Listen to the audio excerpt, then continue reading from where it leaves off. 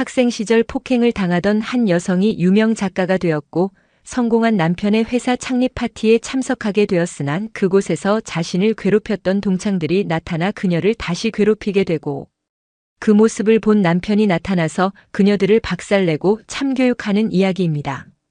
영상 시청 이전에 구독과 좋아요 부탁드리겠습니다. 저희에게 큰 힘이 됩니다. 하서연의 세계는 언제나 고요했다. 세상의 소음이 한 겹의 막을 거친 듯 아득하게 들려오는 부산에서도 가장 한적한 언덕 위 하얀 집. 그 집의 2층, 온전히 그녀의 공간인 서재에서 서연은 또 다른 자신, 이서가 되어 있었다.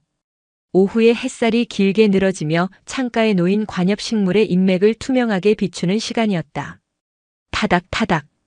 정갈한 소리를 내는 기계식 키보드 위로 그녀의 손가락이 춤을 추듯 움직였다. 모니터 화면에는 그녀가 몇 시간째 붙들고 있는 문장이 떠 있었다. 상처는 사라지지 않는다. 다만 가장 깊은 곳에 가라앉아 예기치 못한 순간 수면 위로 떠오르는 부유물처럼 그렇게 삶의 일부가 될 뿐이다. 서연은 미간을 살짝 찌푸리며 백스페이스 키를 눌러 문장을 지웠다. 너무 직설적이었다. 그녀의 소설은 언제나 그랬다. 인간 내면의 가장 연약하고 아픈 부분을 건드리되 결코 직접적으로 후벼 파지는 않았다.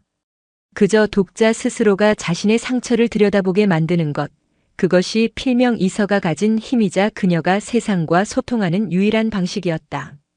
서재를 가득 메운 수천 권의 책들이 뿜어내는 묵직한 종이 냄새와 창밖에서 불어오는 옅은 소금기 섞인 바람, 그리고 그녀가 막 내려놓은 원두커피의 향이 뒤섞여 공간을 채웠다. 완벽한 고요, 완벽한 안정감. 이 익명성이라는 단단한 성벽 안에서 그녀는 안전했다. 글이 막힐 때면 을에 그렇듯 그녀는 창가로 다가가 멀리 펼쳐진 바다를 바라보았다. 희뿌연 해무 사이로 거대한 다이아몬드 목걸이처럼 반짝이는 광안대교의 실루엣이 보였다. 평화로운 풍경이었다. 하지만 저 잔잔한 수면 아래에는 거친 물살과 헤아릴 수 없는 깊이가 존재하리라. 마치 자신의 살처럼. 그녀는 무의식적으로 왼쪽 손목을 매만졌다. 이젠 아무 흔적도 남아있지 않은 곳. 하지만 그녀의 기억 속에는 여전히 끈적하고 불쾌한 감각과 지워지지 않는 보랏빛 얼룩이 새겨져 있었다. 서연은 짧게 숨을 들이마신 뒤 고개를 가로저었다. 부유물은 아직 떠오를 때가 아니었다. 그때 현관 도어록이 해제되는 경쾌한 소리와 함께 그녀의 고요한 세계에 균열이 생겼다. 나왔어, 여보. 남편 최진혁의 목소리였다. 그의 목소리에는 언제나 세상의 활기와 성공의 기운이 넘실거렸다.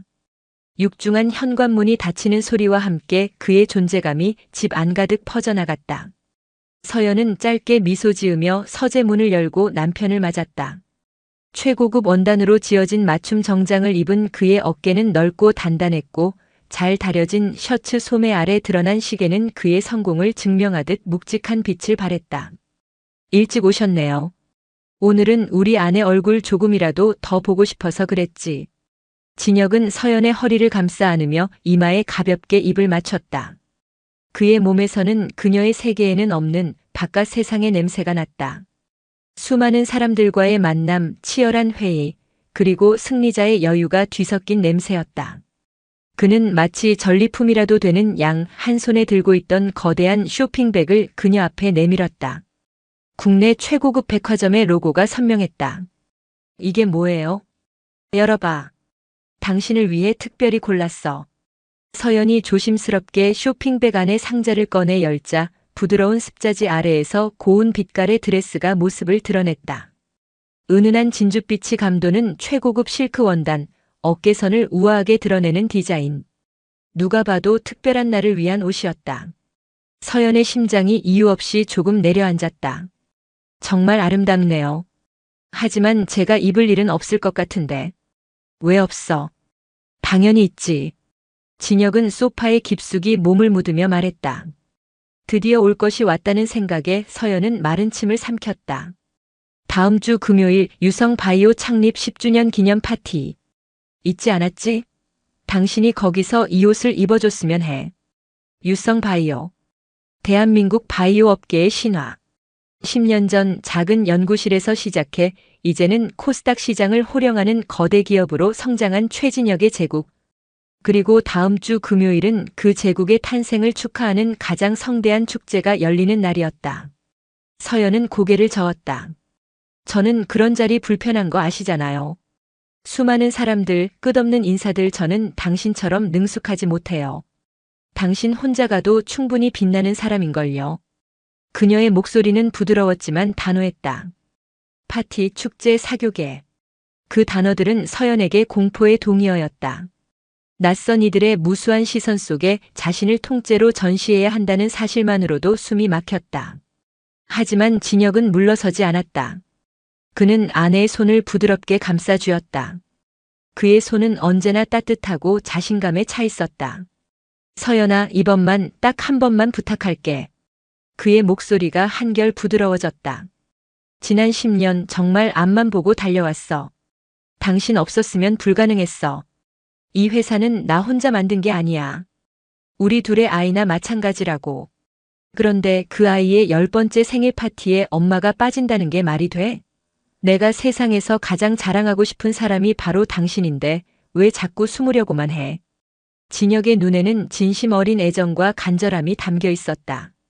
그는 그녀의 불안을 그저 낯가림이나 수줍음 정도로 여기고 있었다. 그녀 내면에 단단하게 자리 잡은 상처의 뿌리까지는 알지 못했다. 알았다면 결코 이렇게 강요하지 못했을 터였다. 서연은 남편의 그 순수한 사랑과 기대를 차마 외면할 수 없었다. 그의 성공은 곧 그녀의 행복이기도 했다. 그가 쌓아올린 빛나는 성 앞에서 자신의 어두운 그림자만 고집할 수는 없는 노릇이었다. 결국 그녀는 길고 무거운 한숨과 함께 고개를 끄덕였다. 알겠어요. 딱 한 번이에요. 진혁의 얼굴이 환하게 밝아졌다. 그는 아이처럼 기뻐하며 서연을 다시 한번 끌어안았다. 하지만 그의 품에 안긴 서연의 마음은 천근만근 무거웠다. 그날 밤 모두가 잠든 시간. 서연은 혼자 거실 소파에 앉아 드레스 상자를 내려다보고 있었다. 상자 뚜껑을 열자 달빛을 받은 진주빛 드레스가 마치 살아있는 생물처럼 스산한 빛을 발했다. 너무나 완벽하고 아름다웠지만 그녀에게는 맞지 않는 옷, 자신을 세상의 시선 앞에 무방비로 세워둘 한 벌의 갑옷처럼 느껴졌다. 부드러운 실크 위로 손가락을 스치자 차가운 감촉이 손끝을 타고 온몸으로 퍼져나가는 듯 했다. 그 순간 아무런 예고 없이 뇌리 속에서 잊고 있던 이미지가 섬광처럼 터졌다. 끈적하고 달콤하고 역겨운 냄새. 하얀 옷 위로 번져나가던 짙고 추악한 보라색 얼룩. 그리고 귓가를 찢던 경멸 어린 웃음소리. 흡. 서연은 저도 모르게 짧은 비명을 지르며 손을 뗐다. 그녀는 세차게 고개를 흔들어 필사적으로 환영을 쫓아냈다. 하지만 한번 떠오른 부유물은 쉬이 가라앉지 않았다. 불길한 예감이 독처럼 온몸으로 퍼져나갔다. 10년 만에 공식적인 외출. 그것은 어쩌면 30여 년간 굳게 닫아두었던 과거라는 이름의 판도라 상자를 제 손으로 직접 여는 행위가 될지도 몰랐다. 서연은 창밖의 어두운 밤바다를 바라보았다. 파도 소리만이 나직하게 들려왔다. 고요한 그녀의 세계에 이미 균열은 시작되고 있었다.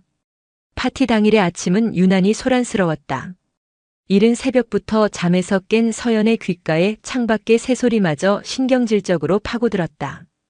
평소와 다름없는 일상이었지만 그녀를 둘러싼 모든 공기가 오늘이라는 날의 특별함을 강요하는 듯 했다. 부엌에서 커피를 내리는 진혁의 콧노래 소리가 유난히 크게 들렸다. 그는 중요한 프레젠테이션을 앞둔 사람처럼 혹은 첫 데이트를 나가는 소년처럼 들떠 있었다. 우리 아내 오늘 세상에서 제일 예쁘겠는데? 헤어랑 메이크업은 예약한 숍에서 와서 해줄 거야. 아무것도 신경 쓰지 말고 그냥 공주처럼 앉아있기만 해. 진혁은 커피 잔을 건네며 활짝 웃었다. 서연은 애써 입꼬리를 올려 미소를 지어 보였지만 커피 잔을 든 손의 미세한 떨림까지는 감출 수 없었다. 뜨거운 커피가 식도를 타고 내려가며 속을 지지는 듯 했다. 괜찮을 리가 없었다. 33년 전 그날 이후 그녀는 단 한 번도 하얀색에 가까운 옷을 제 돈 주고 사 입어본 적이 없었다. 그것은 그녀 스스로에게 내린 일종의 형벌이자 과거로부터 자신을 지키는 부적과도 같았다. 그런데 오늘 그녀는 진주빛 드레스를 입고 수많은 인파 속으로 걸어 들어가야 했다. 오후가 되자 약속대로 헤어 디자이너와 메이크업 아티스트가 집으로 방문했다. 그들은 서연을 인형처럼 의자에 앉히고 익숙한 손놀림으로 머리를 말고 얼굴에 분을 칠하기 시작했다. 거울에 비친 자신의 모습이 점점 낯설어졌다. 전문가의 손길에 의해 꾸며진 얼굴은 우아하고 기품 있어 보였지만 그 안의 눈동자는 겁에 질린 채 길을 잃은 아이처럼 흔들리고 있었다. 화장품 브러쉬가 뺨을 스치는 부드러운 감촉. 바로 그 순간이었다. 시공간이 뒤틀리며 서연은 거울 속 현재의 모습이 아닌 낡은 교실의 창가에 서 있던 18살의 자신과 마주했다. 1992년 늦은 봄 볕이 좋은 날이었다. 낡았지만 깨끗하게 닦인 나무 복도, 교실마다 떠도는 분필 가루 냄새, 창밖 운동장에서 들려오는 아이들의 명랑한 함성. 서연은 며칠 전 전국 규모의 권위 있는 100일장에서 대상을 받았다. 교무실에 불려가 교장 선생님으로부터 직접 상장을 받았고 아침 조회 시간에는 전교생 앞에서 칭찬을 들었다. 가난한 살림의 홀어머니 밑에서 자란 그녀에게 세상이 처음으로 건네준 눈부신 영광이었다. 하지만 빛이 강하면 그림자도 짙어지는 법이었다. 선망의 시선 뒤에는 언제나 질투라는 칼날이 숨어 있었다. 특히 지역 유지의 딸로 아이들 위해 여왕처럼 군림하던 미니라에게 서연의 존재는 눈엣 가시였다. 자신은 값비싼 과외를 받고 온갖 배경을 동원해도 얻지 못한 명예를, 저기 저 낡은 운동화에 물 빠진 교복을 입은 아이가 오직 글재주 하나만으로 차지했다는 사실을 견딜 수 없어 했다. 방과 후 대부분의 아이들이 떠나고 없는 텅 빈 교실. 서연은 내일 제출해야 할 과제 때문에 자리에 남아 있었다. 그때 교실 뒷문이 소리 없이 열리고 미니라와 그녀의 그림자 같은 오세영, 그리고 몇몇 아이들이 들어왔다. 희라의 얼굴에는 비릿한 미소가 걸려 있었다. 어머, 우등생은 역시 다르네. 다들 집에 갔는데 혼자 뭐해? 희라가 서연의 책상으로 다가와 그녀가 쓰던 노트를 툭 건드렸다. 서연은 아무 말 없이 노트를 가방에 챙겨 넣고 자리에서 일어났다. 그들과 엮여 좋을 것이 없다는 걸 본능적으로 알았다. 왜 말이 없니? 상 받았다고 목에 깁스라도 했어? 옆에 있던 세영이 킥킥거리며 거들었다. 희라는 서연의 앞을 가로막고 섰다. 그녀는 서연을 위아래로 경멸하듯 훑어보았다. 내 글 읽어봤는데 뭐 별거 없더라. 맨날 불쌍한 얘기, 우울한 얘기. 내 구질구질한 인생 팔아서 동정표 얻는 거잖아. 내가 제일 잘하는 거. 서연은 입술을 깨물었다. 그 어떤 모욕보다 아픈 말이었다. 그녀의 글은, 그녀의 삶은 결코 동정받기 위한 수단이 아니었다. 세상과 소통하고 스스로를 구원하기 위한 처절한 몸부림이었다. 서연이 그들을 지나쳐 교실을 빠져나가려던 순간 희라가 들고 있던 커다란 포도주스 병을 들어 올렸다. 문구점에서 파는 가장 값싼 상표의 1.5리터짜리 보라색 액체였다. 내 글이 딱 이 주스 같아. 촌스럽고 달기만 하고 속은 텅 비었지. 아, 색깔도 너랑 잘 어울리네. 칙칙한 게. 그리고 다음 순간 희라는 망설임 없이 주스병을 기울였다. 차갑고 끈적끈적한 액체가 폭포수처럼 서연의 머리 위로 쏟아져 내렸다. 피할 새도 없었다. 보라색 액체는 그녀의 머리카락을 적시고 얼굴과 목을 타고 흘러내려 어깨를 타고 번져나갔다. 아침에 어머니가 정성껏 다려주신 그녀가 가진 옷 중에 가장 깨끗하고 소중했던 하얀 교복 블라우스가 순식간에 끔찍한 보랏빛으로 얼룩졌다. 푸하하. 꼴 좀 봐. 완전 웃겨. 희라와 무리의 잔인한 폭소가 텅 빈 교실에 가득 찼다. 역한 포도 향이 코를 찔렀다. 끈적한 액체가 살갗에 달라붙는 감촉이 소름 끼치게 불쾌했다. 서연은 아무런 저항도 비명도 지르지 못했다. 그저 바닥으로 뚝뚝 떨어지는 보라색 주스 방울과 거울처럼 비치는 창문에 얼룩진 자신의 처참한 모습을 번갈아 돌 뿐이었다. 온몸의 피가 차갑게 식어버리는 듯한 수치심과 무력감. 18살의 하서연은 그 자리에 그렇게 보랏빛 얼룩과 함께 박제되었다. 서연 씨, 다 됐습니다. 메이크업 아티스트의 목소리에 서연은 화들짝 놀라 현실로 돌아왔다. 거울 속에는 완벽하게 치장된 51세의 여인이 앉아 있었다. 하지만 그녀의 귓가에는 여전히 33년 전의 비웃음 소리가 이명처럼 맴돌고 있었다. 그녀는 욕실로 가 찬물로 세수를 하고 싶다는 충동을 간신히 억눌렀다. 드레스룸으로 들어가 진주빛 드레스를 집어들었다. 차갑고 매끄러운 실크의 감촉이 마치 끈적한 주스처럼 느껴져 저도 모르게 몸서리를 쳤다. 이것은 아름다운 드레스가 아니었다. 33년 전 얼룩졌던 교복 블라우스의 망령이었다. 그녀는 스스로에게 갑옷을 입히듯 죄수에게 수의를 입히듯 기계적으로 드레스를 입었다. 와, 역시 내 아내야. 세상에 여신이 따로 없네. 드레스룸으로 들어선 진혁이 감탄을 터뜨렸다. 그의 눈에는 눈부시게 아름다운 아내의 모습만이 가득했다. 그는 아내의 창백한 얼굴과 불안한 눈빛에 담긴 깊은 고통의 심연을 전혀 읽지 못했다. 그는 아내의 어깨를 자랑스럽게 감싸 쥔 채 집을 나섰다.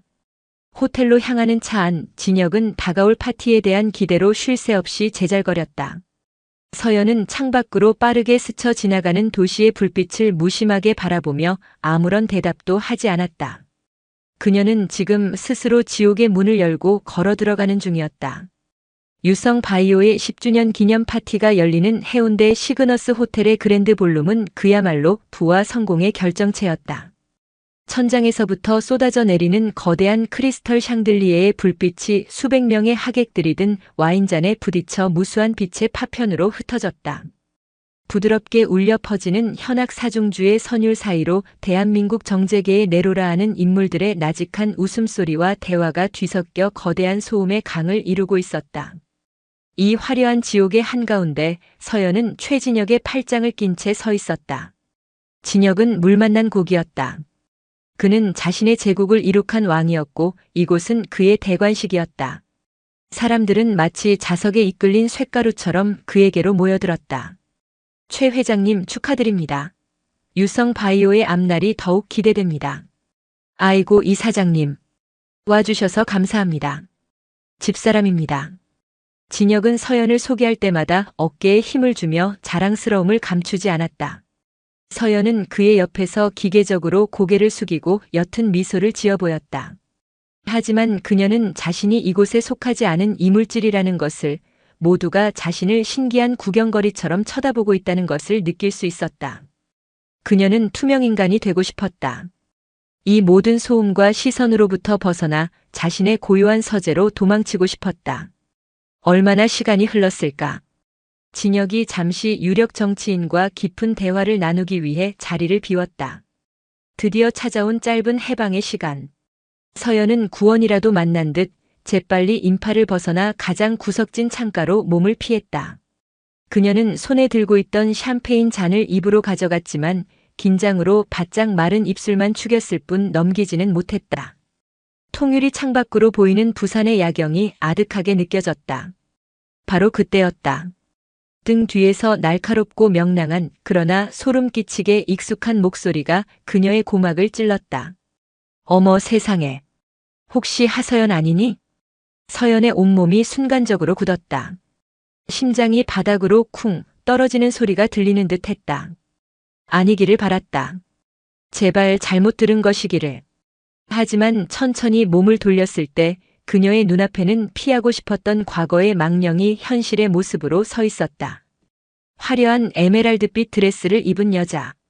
세월의 흔적은 최고급 시술과 값비싼 화장품으로 교묘하게 가렸지만 그 눈빛에 담긴 오만함과 경멸은 33년 전과 조금도 달라지지 않았다. 미니라였다. 그리고 그녀의 옆에는 과장된 놀라움을 연기하며 입을 가리고 있는 오세영이 그림자처럼 붙어 있었다. 세상에 너 맞구나. 하서연. 이야 정말 오랜만이다.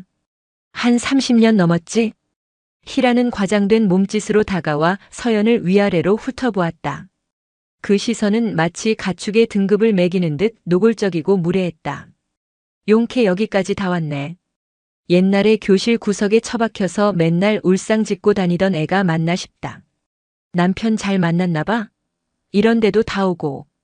옆에 있던 세영이 킥킥거리며 맞장구를 쳤다. 그러게 말이야. 근데 입은 옷은 비싸 보이는데 표정은 여전히 구질구질하다. 꼭 누가 쫓아오는 사람처럼. 서연은 아무런 대꾸도 하지 않았다. 지금 그녀가 할 수 있는 최선은 이 자리를 피하는 것뿐이었다. 그녀가 몸을 돌려 다시 인파 속으로 섞여 들어가려 할 때 희라가 재빨리 그녀의 팔을 붙잡았다. 가느다랗지만 아기의 찬 손가락이 드레스 위로 맨살을 파고드는 듯 했다. 왜 또 도망가게? 반가워서 그러는데 너무 쌀쌀맞게 구는 거 아니야? 희라의 목소리가 낮고 은밀하게 변했다. 그녀는 서연의 귀에 대고 속삭였다. 조롱과 아기가 뱀처럼 또아리를 튼 목소리였다. 근데 너 오늘 입은 그 하얀색 비슷한 옷 보니까 문득 옛날 생각난다. 서연의 호흡이 멎었다. 올 것이 왔다는 것을 직감했다. 그거 뭐였더라? 아, 맞다. 포도주스. 포도주스. 그 네 글자가 마법의 주문처럼 혹은 저주의 낙인처럼 서연의 귓가를 파고들었다. 33년간 단단한 벽을 쌓아 봉인해 두었던 기억의 수문이 와르르 무너져 내렸다. 눈앞의 화려한 파티장이 순식간에 33년 전에 낡고 텅 빈 교실로 변했다. 끈적한 액체의 감촉, 역한 냄새, 잔인한 비웃음 소리. 억눌러왔던 분노와 수치심이 용암처럼 들끓어올라 목구멍까지 차올랐다. 그녀는 손에 든 샴페인 잔을 부서져라 움켜쥐었다. 서연의 굳은 표정을 본 희라는 지독한 만족감을 느꼈다. 33년이 지나도 하서연은 여전히 자신의 발 아래 있었다. 그녀는 마침 옆을 지나가던 웨이터의 트레이에서 핏빛처럼 검붉은 레드와인이 담긴 잔을 우아하게 집어들었다. 어머, 미안. 내가 말을 너무 심하게 했나? 그래도 우리 동창인데 이렇게 다시 만나서 정말 반가워서 그랬지. 말과 달리 그녀의 눈은 전혀 웃고 있지 않았다. 그 눈에는 승리자의 잔인한 희열만이 가득했다. 희라는 와인잔을 가볍게 흔들어 보이며 서연에게 한 발짝 다가섰다. 그리고 서연의 옆을 스쳐 지나가는 척하다가 연극배우처럼 과장되게 몸을 휘청거렸다. 어머나. 짧은 비명과 함께 희라의 손에 들려있던 레드와인 잔이 기울어졌다. 검붉은 액체가 포물선을 그리며 날아가 서연의 진주빛 실크 드레스 가슴팍에 정확히 쏟아졌다. 쏴으 하는 소리와 함께 붉은 와인이 하얀 드레스 위로 끔찍한 얼룩을 그리며 번져나갔다. 마치 예리한 칼에 베어 선혈이 뿜어져 나오는 것처럼 선명하고 끔찍한 붉은색이었다. 33년 전의 보랏빛 얼룩이 핏빛 상흔이 되어 공들여 치장한 현재의 그녀 위로 잔인하게 재현되는 순간이었다. 주변의 몇몇 사람들이 수군거리는 소리가 들렸다. 희라는 기다렸다는 듯 가증스러운 표정을 지으며 호들갑을 떨었다. 어머나, 어떡해. 내가 정말 미쳤나 봐. 손이 미끄러졌네. 서연아, 정말 미안해. 이거 엄청 비싼 옷일 텐데 어쩌면 좋아. 하지만 서연의 귀에는 아무것도 들리지 않았다. 그녀는 아무 말도 아무 행동도 하지 못한 채 자신의 드레스 위로 징그럽게 번져나가는 붉은 와인 자국만을 내려다보고 있었다. 시간과 공간이 멈춘 듯 했다. 33년 전의 교실과 지금의 화려한 파티장이 완벽하게 겹쳐졌다. 굴욕감, 무력감, 그리고 이제는 뼈를 태울 듯 차갑게 타오르는 분노. 서연은 천천히 고개를 들었다. 그리고 자신을 내려다보며 희미하게 웃고 있는 미니라를 정면으로 마주보았다. 그 순간 서연의 눈빛은 더 이상 과거에 상처 입은 소녀의 것이 아니었다. 그 깊이를 알 수 없는 차가운 심연 속에서 무언가 단단하고 날카로운 것이 마침내 모습을 드러내고 있었다. 시간이 멈췄다. 혹은 하서연에게만 그렇게 느껴졌다. 자신의 하얀 드레스 위로 핏물처럼 번져나가는 붉은 와인. 그 붉은색은 33년 전의 보랏빛 얼룩보다 훨씬 더 선명하고 훨씬 더 잔인했다. 주변의 모든 소음이 아득하게 멀어졌다. 들리는 것은 오직 제 심장이 쿵, 쿵 울리는 소리와 미니라의 입에서 흘러나오는 가증스러운 사과뿐이었다. 어머, 어떡해. 정말 미안해, 서연아. 내가 정말 실수를. 희라의 목소리는 연극적으로 떨렸지만 그 눈빛은 서연의 반응을 살피는 냉정한 관찰자의 그것이었다. 그녀는 이 순간을 33년이 지나서도 여전히 상대를 무너뜨릴 수 있다는 자신의 힘을 만끽하고 있었다. 옆에 선 오세영은 애써 웃음을 참느라 입술을 말고 있었다. 주변의 몇몇 하객들이 이쪽을 힐끔거리며 수군댔다. 동정, 호기심 그리고 약간의 조소가 섞인 시선들이었다. 서연은 그 모든 시선에 관역이 되어 있었다. 바로 그 순간 그 모든 소음과 시선을 가르는 낮고 묵직한 목소리가 들려왔다. 이게 무슨 짓입니까? 민이라와 오세영의 고개가 소리가 난 쪽으로 돌아갔다. 그곳에는 방금 전까지 유력 정치인과 웃으며 대화를 나누던 이 파티의 주인이자 유성바이오의 신화 최진혁이 서 있었다. 그의 얼굴에서는 모든 웃음기가 사라져 있었다. 그의 눈은 처음에는 아내의 드레스에 번진 붉은 얼룩에, 다음으로는 그 앞에 서 있는 민이라와 오세영의 얼굴에, 그리고 마지막으로는 공포와 당혹감으로 굳어버린 아내의 얼굴에 차례로 머물렀다. 그의 머릿속에서 상황이 순식간에 재구성되었다. 이것은 단순한 실수가 아니었다. 명백한 의도를 가진 모욕이었다. 진혁의 온몸에서 뿜어져 나오는 위압감에 희라는 저도 모르게 한 걸음 뒤로 물러섰다. 하지만 그녀는 아직 상황 파악을 제대로 하지 못하고 있었다. 그녀는 서연의 남편이 그저 좀 성공한 사업가이거나 전문직 종사자일 것이라 짐작했다. 아, 별일 아닙니다. 저희끼리 그냥 작은 실수가 있었어요. 그렇죠, 서연 씨? 희라는 애써 태연한 척하며 서연에게 동의를 구했다. 하지만 서연은 아무 대답도 하지 않았다. 아니, 할 수 없었다. 그때 희라의 남편이자 유성바이오의 자재 구매 총괄 상무인 강영준이 사색이 되어 달려왔다. 그는 방금 전까지 다른 임원들과 어울리며 아내가 벌인 일을 전혀 모르고 있었다. 회장님, 여기 계셨습니까? 강영준의 입에서 회장님이라는 단어가 경악과 함께 터져나왔다. 그 순간 주변의 공기가 얼어붙었다. 민이라의 얼굴에서 핏기가 사라지기 시작했다. 회장님? 누구 설마? 그녀의 눈동자가 지진이라도 난 듯 격렬하게 흔들리며 최진혁과 하서연을 번갈아 훑쳤다. 유성바이오의 회장 최진혁. 그리고 그의 아내. 그렇다면 저 구질구질하고 초라했던 하서연이 유성바이오의 안주인이란 말인가? 오세영 역시 상황을 파악하고는 얼굴이 백지장처럼 하얗게 질렸다. 그녀의 남편은 유성바이오의 부품을 납품하는 협력사의 사장이었다. 그들의 목숨줄이, 그들의 화려한 삶이 바로 저 남자 최진혁의 손에 달려 있었다. 강상모. 진혁의 목소리는 얼음장처럼 차가웠다. 상황 설명해 보시지. 저 회장님 그게. 강영준은 땀을 비오듯 흘리며 아내를 돌아보았다. 여보, 당신 지금 무슨 짓을 한 거야? 그제야 모든 것을 깨달은 희라는 몸을 부들부들 떨기 시작했다. 그녀가 저지른 일이 어떤 결과를 초래할지 그제야 현실로 다가왔다. 회장님, 저는 정말 이분이 사모님이신 줄은 꿈에도 모르고 그냥 옛날 친구를 만나서 반가운 마음에. 그녀의 변명은 진혁의 분노에 기름을 부을 뿐이었다. 옛날 친구? 진혁이 차갑게 비웃었다. 옛날 친구에게 이런 식으로 반가움을 표시하나? 일부러 옷에 와인을 쏟아붓는 게 당신들 방식의 인사법인가 보지. 그의 목소리는 크지 않았지만 그 안에 담긴 서슬퍼런 분노는 주변의 모든 사람들을 숨죽이게 만들었다. 오세영의 남편인 박 사장도 허둥지둥 달려와 강 상무 옆에 무릎이라도 꿇을 기세로 머리를 조아렸다. 회장님 죄송합니다. 제 아내가 철이 없어서. 정말 죄송합니다. 두 남자는 필사적으로 상황을 수습하려 했지만 진혁의 눈은 이미 그들을 향해 있지 않았다. 그의 시선은 오직 자신의 아내 하서연에게 고정되어 있었다. 그는 30년이 넘는 세월 동안 감춰져 있던 상처의 흔적을 그날 밤 아내의 눈에서 처음으로 보았다. 그가 알던 조용하고 내성적인 아내가 아니었다. 깊은 슬픔과 체념 그리고 그 모든 것을 넘어선 차가운 분노가 뒤섞인 낯선 여인이 서 있었다. 진혁은 더 이상 아무 말도 하지 않았다. 그는 자신의 값비싼 턱시도 재킷을 벗었다.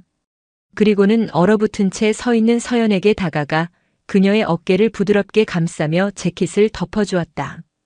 붉고 추한 와인 얼룩이 그의 재킷 아래로 완벽하게 가려졌다. 그것은 단순한 행동이 아니었다. 세상의 모든 모욕과 상처로부터 당신을 지키겠다는 소리 없는 맹세이자 선전포고였다. 그는 서연의 차가운 손을 잡았다. 가자 여보. 진혁은 아내를 데리고 그 자리를 떠났다. 그가 지나가는 길 위로 사람들은 마치 홍해가 갈라지듯 길을 터주었다. 아무도 감히 그들의 앞을 막아서지 못했다. 파티의 주인공이 떠난 그랜드 볼룸에는 숨막히는 정적만이 남았다. 미니라와 오세영 그리고 그들의 남편들은 마치 사형 선고를 받은 죄수처럼 그 자리에 망연자실하게 서 있을 뿐이었다. 집으로 돌아오는 차 안은 침묵으로 가득했다. 진혁은 분노로 굳어진 얼굴로 운전대만 잡고 있었다. 간간히 그의 입에서 거친 욕설이 새어나왔다. 서연은 창밖을 바라보며 아무 말도 하지 않았다. 하지만 그녀의 내면에서는 거대한 폭풍이 지나간 뒤의 고요함 같은 것이 자리 잡고 있었다. 수치심과 모멸감은 여전했지만 그 아래에서 새로운 감정이 고개를 들고 있었다. 33년간 그녀를 짓눌러왔던 무력감이 아니었다. 그것은 차갑고 단단하고 명징한 분노였다. 그녀는 남편의 옆얼굴을 보았다. 분노로 이글거리는 그의 눈, 꽉 담은 입술, 운전대를 잡은 손에 하얗게 돋아난 힘줄. 그녀는 처음으로 깨달았다.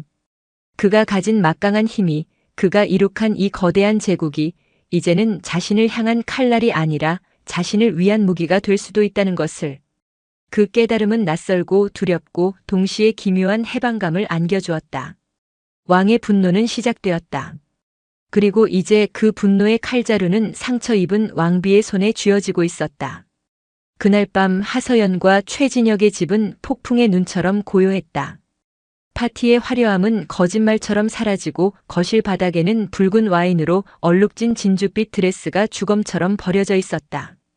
그것은 그날 밤에 일어난 모든 일의 유일한 물질적 증거였다. 최진혁은 거실을 안절부절 못하며 서성였다.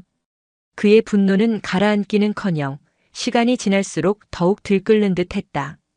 그는 연신 휴대전화를 붙들고 누군가에게 지시를 내리고 있었다. 강영준 상무 내일 아침 당장 대기 발령 조치해.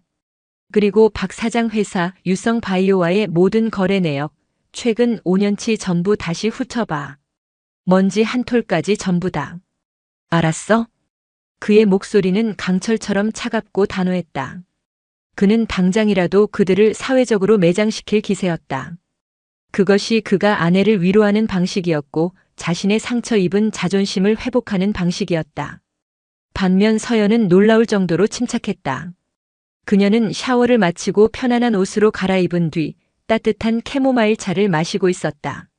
더 이상 떨지도 울지도 않았다. 그녀의 내면을 지배하던 것은 격렬한 감정의 파도가 아니라 차갑게 식어버린 용암대지 같은 단단한 평온이었다. 여보, 괜찮아? 저놈들 내가 반드시. 괜찮아요.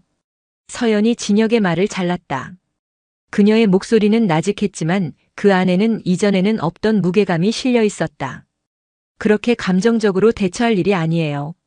진혁은 의아한 표정으로 아내를 바라보았다. 감정적이라니? 내 아내가 내 눈앞에서 그런 끔찍한 모욕을 당했어. 이건 우리 회사 전체에 대한 모욕이고 나에 대한 도전이야. 저것들을 그냥 두는 게 더 이상한 거 아닌가? 물론 그냥 두자는 건 아니에요. 서연은 찻잔을 내려놓고 남편의 눈을 똑바로 바라보았다. 하지만 당신이 직접 나서서 그들을 자르는 건 너무 노골적이에요. 사람들은 사적인 감정으로 회사를 운영한다고 수군거릴 거예요. 그건 당신에게도 회사에게도 좋지 않아요. 진혁은 잠시 할 말을 잃었다. 아내의 말이 틀리지 않았기 때문이다. 하지만 그렇다고 이 분노를 사귈 수도 없는 노릇이었다. 그럼 어쩌란 말이야? 이대로 넘어가? 아니요. 서연의 입가에 희미하고 서늘한 미소가 떠올랐다. 칼은 보이지 않겠어야 더 아픈 법이죠. 며칠의 시간이 흘렀다.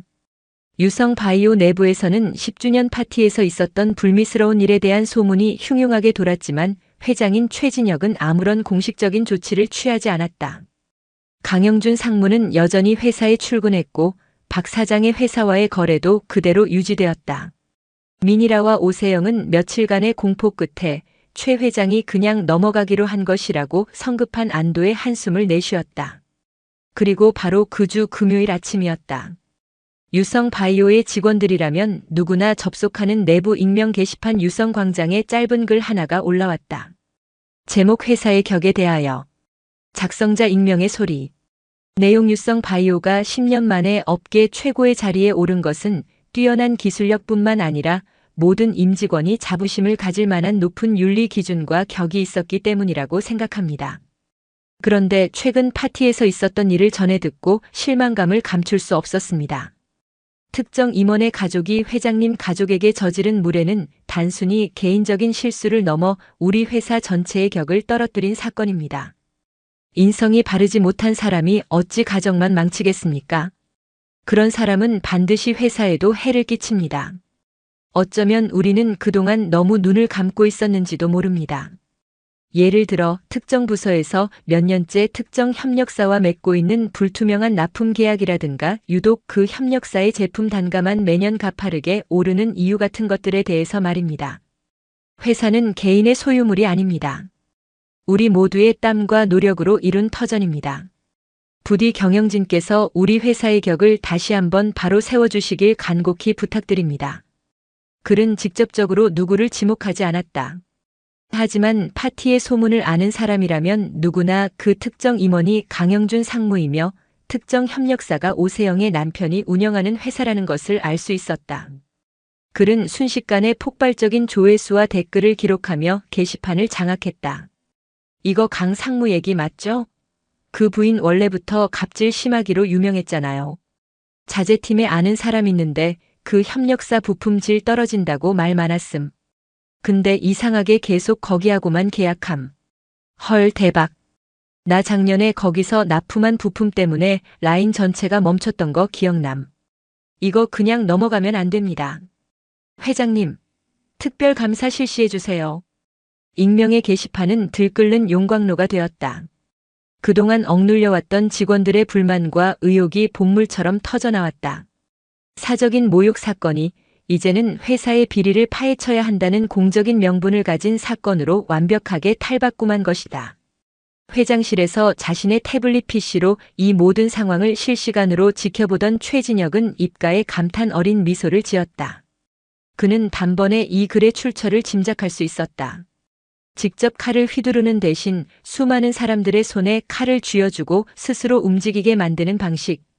단 한 방울의 피도 묻히지 않고 상대를 코너로 모는 지독하게 우아하고 효과적인 복수. 이것이 바로 자신의 아내, 그가 30년간 제대로 알지 못했던 작가 이서의 방식이었다. 그는 즉시 감사팀장을 호출했다. 유성광장 게시판 봤나? 네, 회장님.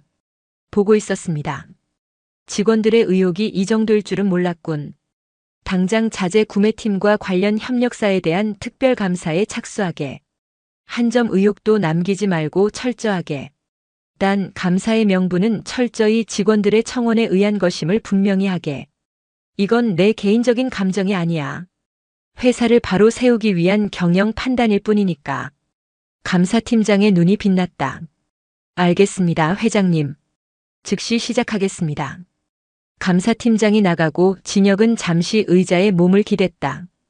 그리고는 아내의 서재가 있는 2층을 올려다보았다.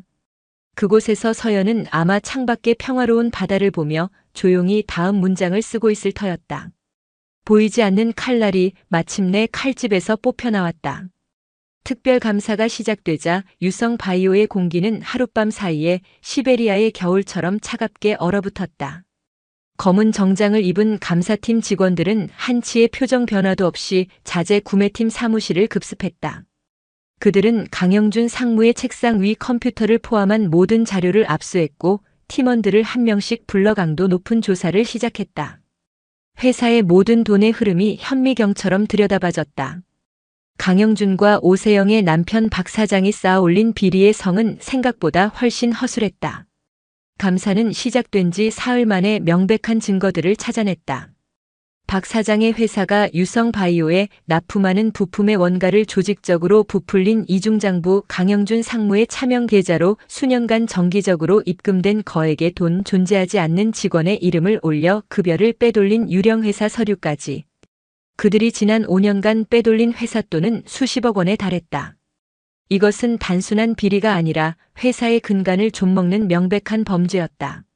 민이라와 오세영은 지옥 같은 나날을 보내고 있었다. 남편들은 매일 밤 술에 취해 들어오거나 파리한 얼굴로 밤새 잠을 이루지 못했다. 민이라가 애지중지하던 백화점의 VVIP 카드 중 일부가 정지되었다.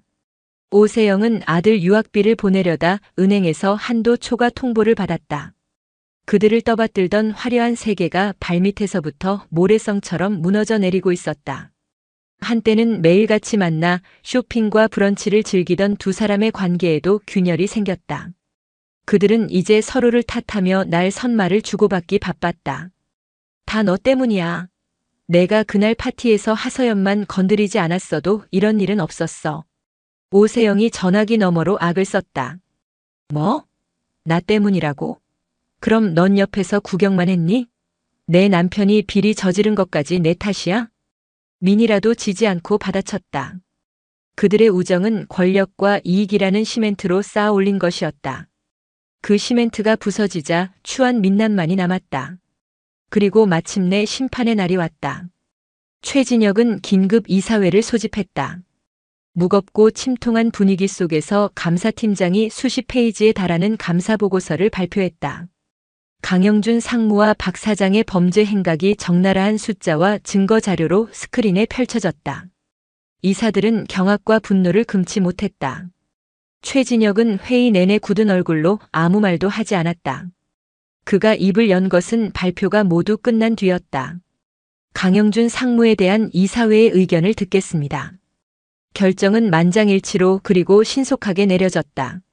강영준 상무 즉시 파면 조치하고 특정경제범죄 가중처벌법에 의거하여 검찰에 형사고발한다. 또한 박 사장의 세연 테크와는 모든 계약을 즉시 파기하고 그동안의 손실에 대한 민사소송을 제기한다. 땅땅땅. 최진혁이 의사봉을 두드리는 소리가 회의실에 울려 퍼졌다. 한때는 회사의 핵심 임원이었고 유망한 협력사 사장이었던 두 남자의 운명이 결정되는 순간이었다. 그날 오후 강영준은 보안팀 직원의 감시하에 자신의 사무실에서 짐을 쌌다. 화려했던 그의 사무실에서 그가 챙길 수 있는 것은 책 몇 권과 가족 사진이 담긴 액자가 전부였다.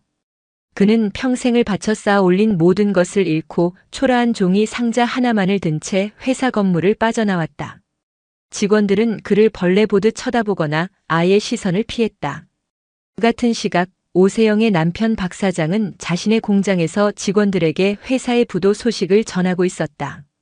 유성 바이오라는 거대한 동아줄이 끊어지자 그의 회사는 하루아침에 파산 절벽으로 내몰렸다. 직원들의 원망과 절규가 공장을 가득 메웠다. 그 소식을 전해 들은 민이라는 현실을 부정하고 싶었다.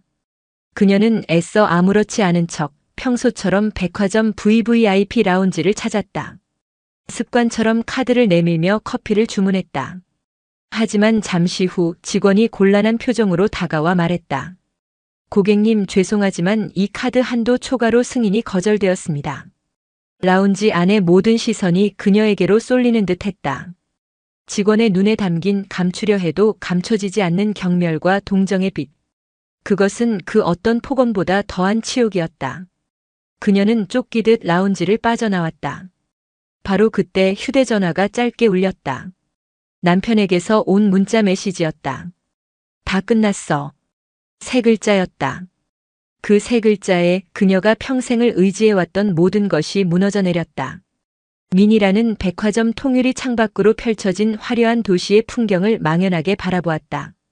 어제까지는 자신의 발 아래 있던 저 반짝이는 세계가 이제는 자신을 비웃는 거대하고 적대적인 괴물처럼 보였다. 그녀의 성은 한 톨의 먼지가 되어 완벽하게 허물어졌다. 민이라의 성이 무너진 자리에는 재와 먼지, 그리고 지독한 현실만이 남았다.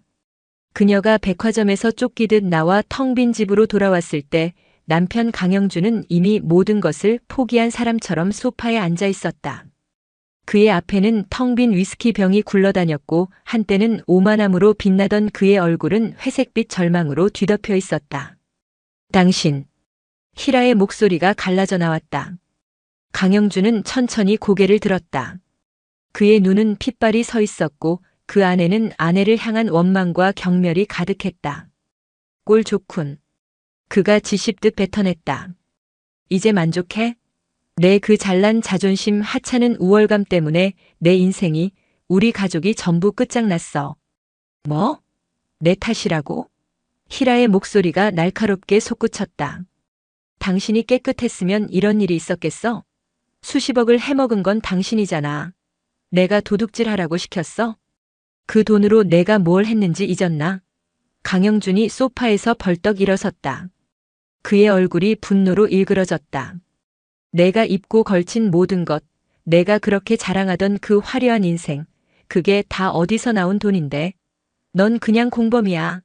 아니, 넌 이 모든 일의 방아쇠였어. 왜? 도대체 왜 하서연을 건드린 거야? 그 여자만 아니었어도. 그들의 대화는 더 이상 부부의 싸움이 아니었다. 함께 침몰하는 배 위에서 서로에게 책임을 떠넘기며 발버둥치는 두 파산자의 비명에 가까웠다.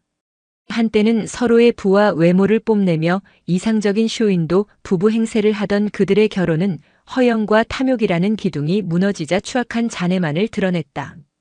오세영의 상황은 더욱 처참했다. 그녀의 집은 더 이상 고요한 부촌의 저택이 아니었다. 아침부터 밤까지 비톡촉 전화가 빗발쳤고 현관문 앞에는 내용 증명 우편물이 수북이 쌓였다. 남편 박 사장은 회사가 최종 부도 처리되자 완전히 무너져 방에 틀어박혀 나오지 않았다. 세영은 하루아침에 가장이 되어야 했다.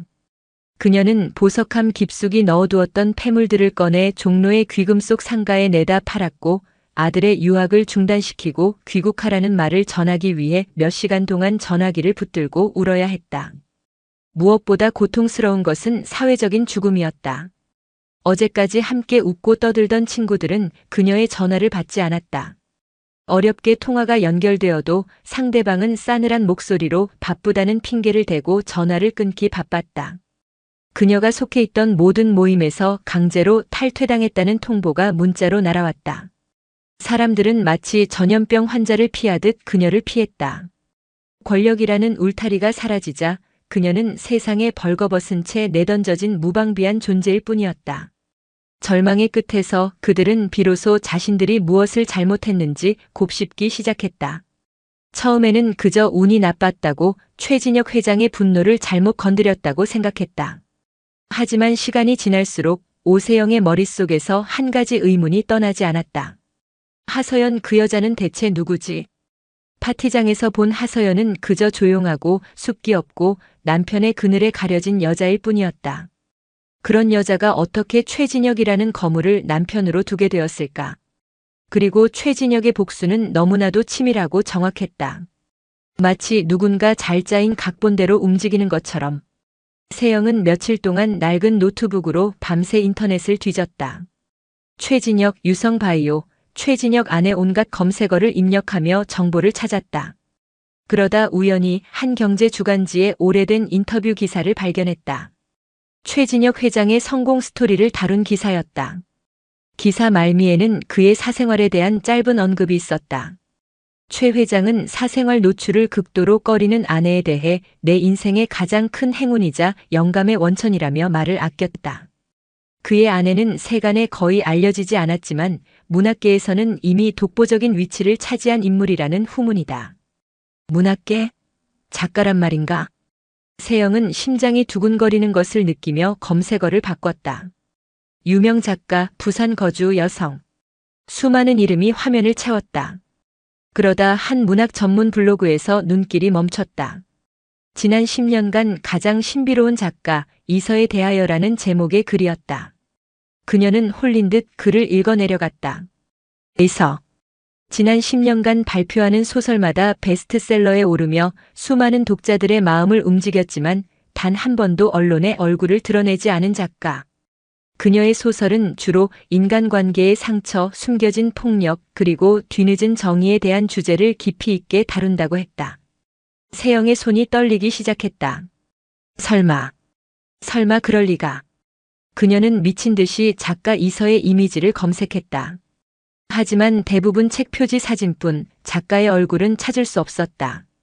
포기하려던 순간 아주 작은 커뮤니티 게시판에서 오래된 사진 한 장을 발견했다. 5년 전 이서 작가가 후원하는 한부모 가정 자선 바자회라는 제목으로 올라온 사진이었다. 사진 속에는 여러 사람이 있었고 그중 한쪽 구석에 화장기 없는 얼굴로 아이를 보며 희미하게 웃고 있는 여자가 있었다. 하서연이었다. 아! 세영의 입에서 괴로운 신음이 터져나왔다. 노트북 화면 속에 흐릿한 사진과 파티장에서 자신들을 서늘하게 바라보던 하서연의 얼굴이 겹쳐졌다. 모든 조각이 맞춰졌다. 유성 바이오 익명 게시판에 올라왔던 그 날카롭고 논리적인 글. 감정적이지 않으면서도 정확하게 급소를 찔렀던 그 방식. 그것은 분노한 남편의 방식이 아니었다. 평생을 인간의 심리와 상처를 파고든 한 천재 작가의 방식이었다. 세영은 떨리는 손으로 미니라에게 전화를 걸었다. 희라야, 우리 진짜 잘못 건드렸어. 무슨 소리야 또. 하서연, 그 여자 작가 이서였어. 수화기 너머로 잠시 침묵이 흘렀다. 그리고 이내 컵이 바닥에 떨어져 깨지는 듯한 날카로운 소리가 들려왔다. 그들은 이제야 깨달았다. 자신들이 33년간 무시하고 짓밟았던 그 가난하고 힘없던 소녀가 사실은 대한민국 문학계를 움직이는 거인이었다는 것을. 자신들이 걷어찬 것은 길가의 돌멩이가 아니었다. 고요히 잠자고 있던 화산이었다. 재와 먼지 속에서 그들은 비로소 자신들이 상대한 존재의 거대함을 깨닫고 전율했다. 미니라와 오세영이 절망의 늪에서 허우적거리는 동안 하서연은 자신의 서재에서 새로운 소설의 마지막 문장을 쓰고 있었다. 타닥. 마침표를 찍는 키보드 소리가 유난히 선명하게 들렸다. 그녀는 완성된 원고의 첫 페이지로 스크롤을 올렸다. 그곳에는 그녀가 몇 달간 고심해서 정한 제목이 쓰여 있었다. 그때 그 자리에 두고 온 것은 추억이 아니었습니다. 그것은 그녀의 이야기였다. 33년 전 낡은 교실에서 보랏빛으로 얼룩졌던 자신의 이야기. 그리고 33년 후 화려한 파티장에서 핏빛으로 재현된 상처의 이야기. 소설 속 주인공의 이름과 배경은 바뀌었지만 그 안에 담긴 감정의 결은 온전히 그녀의 것이었다. 상처의 아픔, 숨막히는 굴욕감, 그리고 마침내 찾아온 차가운 분노와 자신을 되찾는 과정. 이 소설을 쓰는 내내 그녀는 과거의 자신을 위로하고 현재의 자신을 치유하고 있었다. 원고를 출판사 편집장에게 메일로 보내고 서연은 자리에서 일어나 창밖을 바라보았다. 바다는 여전히 평화로웠다. 하지만 이제 그녀는 더 이상 저 바다의 고요함 뒤에 숨지 않으리라 다짐했다. 이 이야기를 세상에 내놓는 것, 그것은 그녀의 마지막 과제였다. 며칠 뒤 출판사 편집장에게서 전화가 걸려왔다. 그는 흥분을 감추지 못하는 목소리로 말했다. 작가님, 이번 소설 정말 대단합니다. 작가님의 최고작이 될 거라고 확신합니다. 이번에는 정말 역대급으로 홍보를 진행하고 싶습니다. 물론 작가님의 뜻에 따라 익명은 유지하겠지만. 아니요. 서연이 편집장의 말을 끊었다. 이번에는 제가 직접 나서겠습니다. 수화기 너머로 편집장의 숨막히는 소리가 들려왔다. 네? 자, 작가님. 그게 무슨... 출판 기념회를 열어주세요. 기자들과 독자들을 초대해 주시고요. 그 자리에서 제 이름을 밝히겠습니다. 10년 만의 결심이었다. 더 이상 이서라는 필명의 그림자 뒤에 숨지 않겠다는 선언이었다. 그것은 복수를 완성하기 위함이 아니었다. 오히려 그 반대였다. 과거의 상처와 완벽하게 작별하고 온전한 하서연으로 살아가기 위한 마지막 걸음이었다. 세상의 수많은 또 다른 하서연들에게 당신은 혼자가 아니며 상처는 끝이 아니라 새로운 시작이 될 수 있다는 것을 보여주고 싶었다. 그녀는 남편 최진혁에게도 자신의 결심을 이야기했다. 진혁은 놀라움을 감추지 못했다. 그 누구보다 아내의 성향을 잘 아는 그였기에 그녀의 결정이 얼마나 큰 용기를 필요로 하는지 짐작할 수 있었다. 그는 아내의 손을 꼭 잡았다. 정말 괜찮겠어? 수많은 사람들 앞에 서는 거. 이제는 괜찮아요. 서연은 희미하게 웃었다. 이제는 도망치지 않을래요. 진혁은 벅찬 표정으로 아내를 끌어안았다. 그래. 세상이 당신이라는 보석을 알아볼 시간이 된 거지. 내가 당신의 가장 열렬한 첫 번째 팬이 되어줄게. 출판사의 발표는 세상을 떠들썩하게 만들었다. 10년간 베일에 쌓여있던 베스트셀러 작가이서 드디어 정체를 공개하다. 모든 언론과 매체가 이 소식을 대서특필했고 인터넷은 그녀의 정체에 대한 추측으로 들끓었다. 그리고 마침내 출판 기념회 당일, 서울의 한 대형 서점 특별 행사장은 수백 명의 기자들과 비평가 그리고 추첨을 통해 선정된 독자들로 발 디딜 틈이 없었다. 서연은 무대 뒤 대기실에서 자신의 심장 소리를 들으며 서 있었다. 긴장되지 않는다면 거짓말이겠지만 두렵지는 않았다. 그녀는 깊고 어두운 터널의 끝에서 마침내 한 줄기 빛을 향해 걸어나가는 참이었다. 사회의 소개와 함께 그녀가 무대 위로 걸어나갔다. 그 순간 장내의 모든 소음이 멎고 숨막히는 정적이 흘렀다. 이어서 수백 개의 카메라 플래시가 폭포수처럼 터져나왔다. 서연은 눈을 가늘게 뜨며 불빛에 적응한 뒤 마이크 앞에 섰다. 그녀는 객석을 가득 메운 사람들의 얼굴을 천천히 둘러보았다. 그리고 담담하지만 분명한 목소리로 입을 열었다. 안녕하세요. 10년 동안 이서라는 이름으로 글을 써온 하서연입니다. 장내에 와으하는 함성과 함께 우레와 같은 박수 소리가 터져나왔다. 그녀는 박수가 잦아들기를 기다렸다가 다시 말을 이었다. 오늘 여러분 앞에 제 이름과 얼굴을 공개하기로 결심한 것은 저의 새 소설, 그때 그 자리에 두고 온 것은 추억이 아니었습니다 때문입니다. 그녀는 자신의 소설이 학교 폭력이라는 무거운 주제를 다루고 있으며 이것이 자신의 실제 경험에서 비롯된 이야기임을 고백했다. 그리고 연설의 마지막, 그녀는 누구도 예상하지 못했던 발표를 했다. 저는 이 소설을 통해 얻게 될 모든 수익금, 인쇄 전액을 이서 장학재단 설립에 사용하고자 합니다. 이 재단은 저처럼 학교 폭력으로 고통받는 학생들을 돕고 우리 사회의 건강한 관계와 소통의 문화를 만들어 나가는 데 쓰일 것입니다. 저의 아픈 상처가 이제는 누군가에게 작은 희망의 씨앗이 되기를 바랍니다. 그녀의 말이 끝나자 행사장은 다시 한번 뜨거운 박수와 환호로 가득 찼다. 기자들은 쉴 새 없이 플래시를 터뜨렸고 몇몇 독자들은 눈물을 훔치기도 했다. 하서연은 더 이상 과거에 상처 입은 소녀도 익명의 그늘에 숨은 작가도 아니었다. 자신의 아픔을 세상의 희망으로 바꾸어낸 빛나는 존재로 우뚝 서 있었다. 하서연 작가의 출판 기념회는 그날 저녁 모든 뉴스의 메인을 장식했다. 베스트셀러 작가의 정체 공개라는 이슈에 학교 폭력 고백과 장학재단 설립이라는 감동적인 서사가 더해져 그녀는 순식간에 시대의 아이콘으로 떠올랐다. 그리고 자연스럽게 그녀의 소설에 영감을 준 실제 사건의 가해자들에 대한 대중의 분노도 들끓기 시작했다. 익명의 가십 게시판과 SNS에서는 유성 바이오 전 상무 부인과 세연 테크 사장 부인의 신상이 순식간에 퍼져나갔다. 민이라와 오세영은 자신의 집에서 혹은 PC방의 차가운 컴퓨터 화면 앞에서 그 모든 상황을 실시간으로 지켜보고 있었다. 그들은 자신들을 향해 쏟아지는 수천 개의 저주와 비난의 댓글들을 속수무책으로 바라보았다. 하서연이 쌓아 올린 눈부신 명성의 빛이 강렬해질수록 자신들의 그림자는 더욱 짙고 추악해졌다. 이제 그들은 단순한 비리 임원의 아내가 아니라 국민적인 영웅을 학창시절 내내 괴롭힌 악마가 되어 있었다.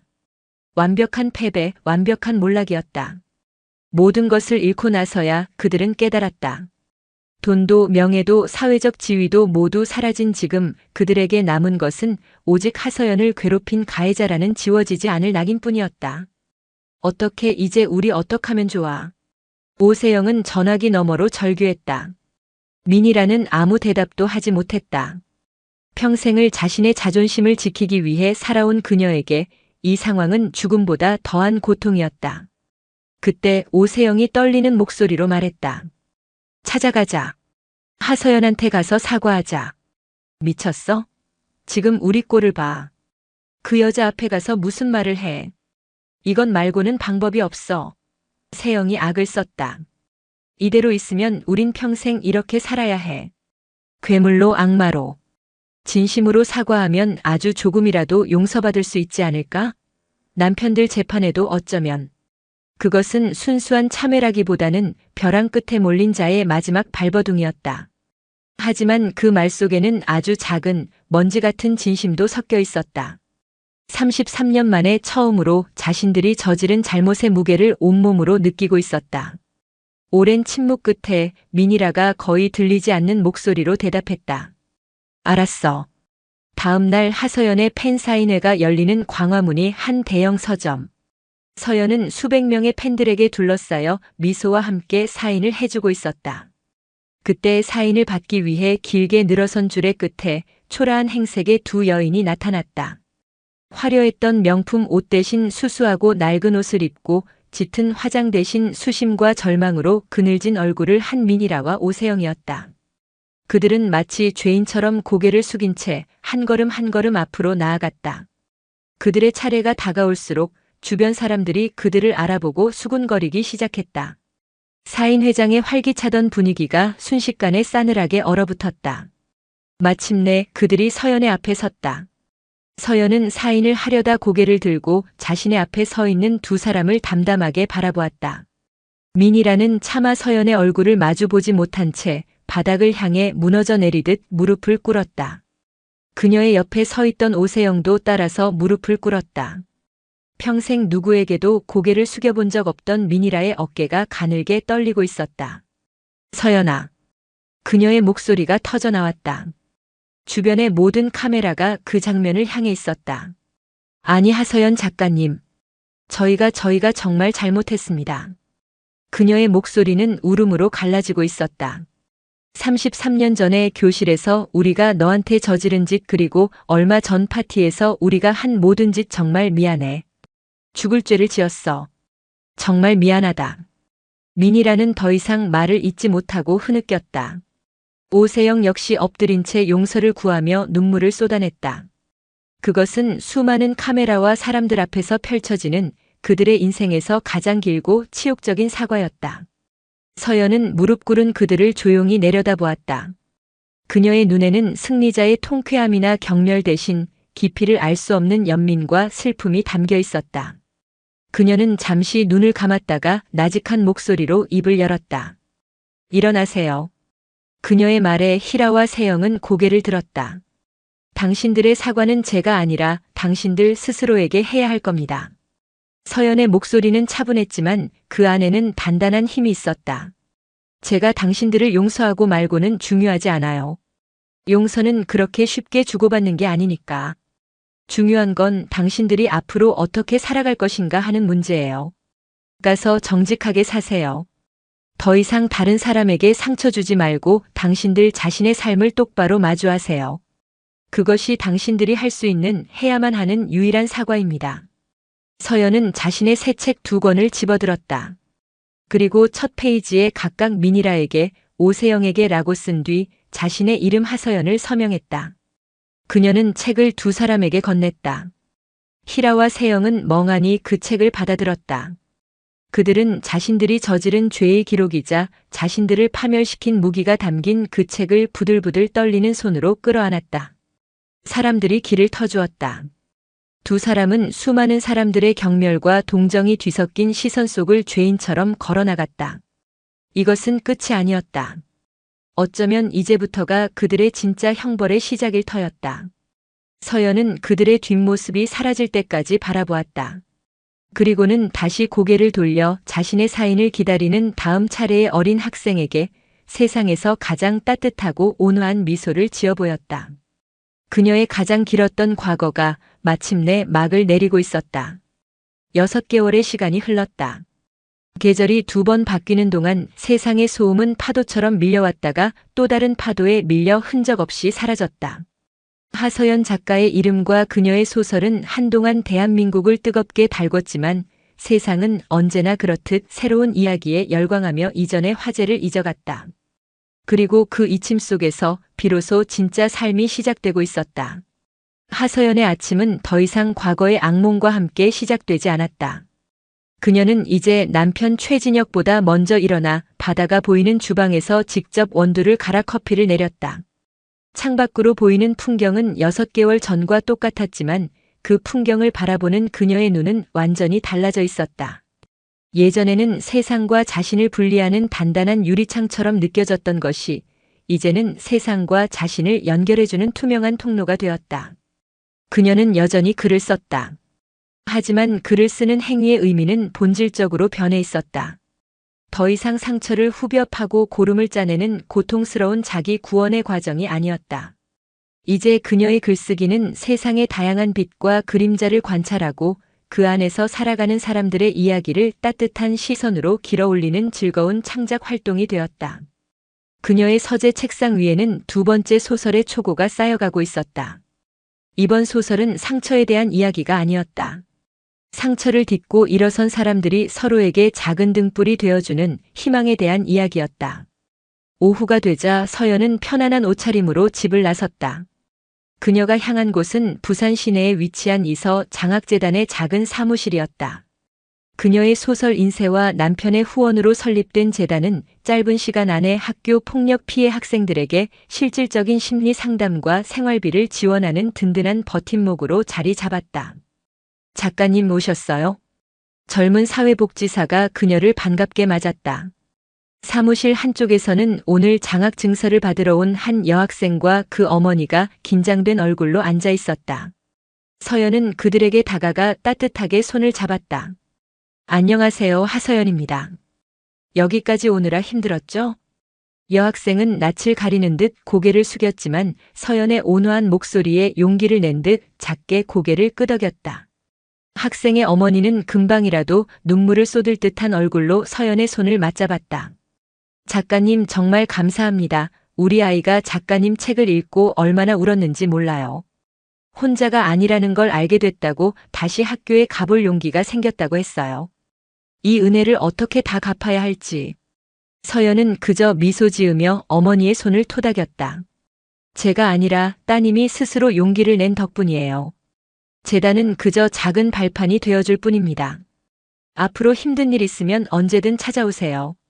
그녀는 더 이상 이서라는 신비로운 이름 뒤에 숨지 않았다. 자신의 이름과 얼굴로 상처 입은 영혼들을 직접 만나고 끌어안았다. 그것은 그녀의 소설이 세상에 줄 수 있는 위로보다 훨씬 더 크고 단단한 힘을 가지고 있었다. 한편 그들이 무너뜨린 성의 잔해 위에서도 새로운 삶의 싹은 더디게 남아 돋아나고 있었다. 강영준과 박 사장은 법의 심판을 받았다. 수십억 원대의 횡령과 배임 혐의는 피할 수 없는 범죄였다. 그들은 결국 집행유예와 함께 거액의 추징금을 선고받았다. 모든 재산이 압류되고 사회적 명성은 바닥으로 떨어졌다. 강영준은 이제 화려한 명품 정장 대신 작업복을 입고 한 건설 현장에서 일용직 노동자로 일했다. 한때는 수십억짜리 계약서에 사인하던 그의 손은 이제 굳은 살이 박인 채 흙과 먼지로 뒤덮여 있었다. 박 사장은 작은 치킨집을 열어 아내 오세영과 함께 닭을 튀겼다. 그들의 얼굴에는 과거의 오만함 대신 하루하루를 버텨내는 자의 고단함과 체념이 서려 있었다. 민이라와 오세영의 삶도 완전히 달라졌다. 그들을 따르던 모든 사람이 떠나갔다. 그들은 이제 서로가 서로에게 남은 유일한 사람이었다. 처음에는 서로를 원망하고 핥히기 바빴지만 시간이 흐르면서 그들은 지독한 현실 속에서 서로를 의지하는 법을 배워야만 했다. 어느 주말 오후 민이라는 동네의 작은 도서관에서 봉사활동을 하고 있었다. 아이들에게 책을 읽어주거나 낡은 책을 보수하는 그녀의 이전 삶에서는 상상조차 할 수 없었던 일이었다. 그녀는 더 이상 화려하게 치장하지 않았지만 이상하게도 그녀의 얼굴은 예전보다 편안해 보였다.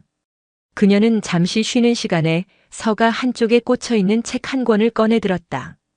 그때 그 자리에 두고 온 것은 추억이 아니었습니다. 그녀는 그 책을 자신의 무릎 위에 올려놓고 한참 동안 표지를 말없이 쓸어보았다. 그리고는 조심스럽게 첫 페이지를 넘겼다. 최진혁의 유성 바이오 역시 큰 변화를 겪었다. 아내의 사건을 계기로 그는 회사의 외형적인 성장만큼이나 내실 있는 윤리 경영이 중요하다는 것을 뼈저리게 깨달았다. 그는 외부 전문가들로 구성된 독립적인 윤리위원회를 설치하고 내부 고발 시스템을 강화했다. 비리에 연루된 임직원에게는 지위고하를 막론하고 무관용 원칙을 적용했다. 유성 바이오는 한 차례의 큰 홍역을 알았지만 그 덕분에 더욱 투명하고 건강한 기업으로 거듭나고 있었다. 그날 저녁 서연은 남편과 함께 집 앞 해변을 산책했다. 노을이 바다를 황금빛으로 물들이고 있었다. 진혁은 아내의 어깨를 감싸 안았다. 그는 이제 아내의 고요함이 나약함이 아니라 그 어떤 폭풍도 이겨낸 강인함의 다른 이름이라는 것을 알았다. 오늘 재단에 갔었어. 서연이 말했다. 나랑 비슷한 상처를 가진 아이를 만났는데 눈빛이 꼭 옛날 나를 보는 것 같더라. 그래서 뭐라고 해줬어? 그냥 손 한번 꼭 잡아줬어. 서연이 미소 지었다. 그리고 말해줬지. 괜찮다고. 너는 혼자가 아니라고. 그리고 그 상처는 언젠가 너를 더 단단하게 만들어줄 훈장이 될 거라고. 그녀는 더 이상 자신의 상처를 부끄러워하지 않았다. 그것은 그녀의 일부였고 그녀의 역사가 되었으며 마침내 다른 이를 비추는 빛이 되었다. 두 사람은 말없이 노을 지는 바다를 바라보았다. 하얀 포말이 부서지며 새로운 파도를 만들어내고 있었다. 서연은 깨달았다. 인생은 이 바다와 같아서 때로는 폭풍우가 몰아쳐 모든 것을 핥히고 지나가지만 그 상처 위로 또다시 새로운 파도가 밀려와 모든 것을 정화하고 새로운 시작을 만들어낸다는 것을. 그녀는 더 이상 숨지 않을 것이다. 자신의 이름으로, 자신의 얼굴로, 자신의 이야기로 세상과 당당히 마주할 것이다. 얼룩진 포도주의 기억은 희미해지지 않겠지만 이제 그 기억은 그녀를 가두는 감옥이 아니라 그녀의 발밑을 비추는 희미한 길잡이가 되어줄 터였다. 그녀의 진짜 이야기는 이제 막 시작되고 있었다. 오늘도 시청해주셔서 감사합니다. 영상이 즐거우셨다면 구독과 좋아요 부탁드리겠습니다.